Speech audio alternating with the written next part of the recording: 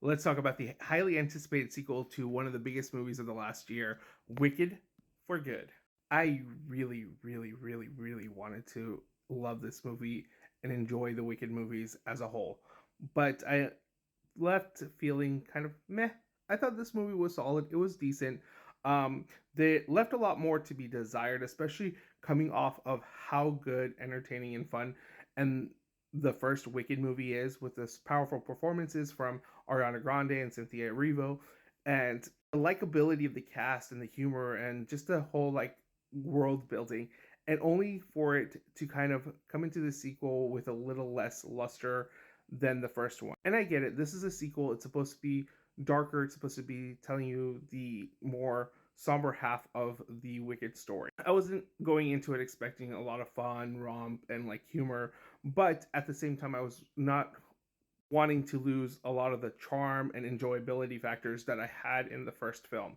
Not to say that there aren't moments like this. There are some really good, entertaining, fun, humorous moments. Some really good emotional moments, but I just could not invest myself into Elphaba's plight. Like honestly, every time I thought it was gonna be this moment of revelation where I was gonna really care for her and what was going on in Oz, I just didn't. And that's nothing to take away from the production values, the costumes. I think everything still looks stunning and more refined. You didn't have that big old glare like the first film did, but at the same time, I think a lot of it had to come down to the storytelling of the second half of this film.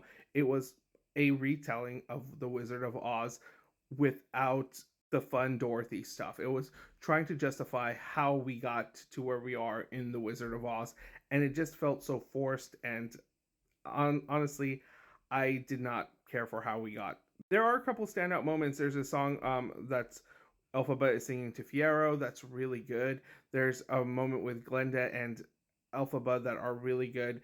They have really good chemistry. There's one where they're fighting and bickering, and it's just one of the most highlighted moments of the film. But the film never just reaches those highs consistently enough. And I don't blame John M. Chu's direction. I think he directed the film well, and I think the actors performed it well, but the characters just felt a little uninteresting by this time around. And trying to wrap it up and trying to squeeze it into the Wizard of Oz universe and make things make sense, it was just kind of ham fisted and it felt super rushed to get to those points. Overall, it's a solid movie. It has its entertaining factors to it, but the music isn't as strong as the first one. I don't even think it's as good as the first ones.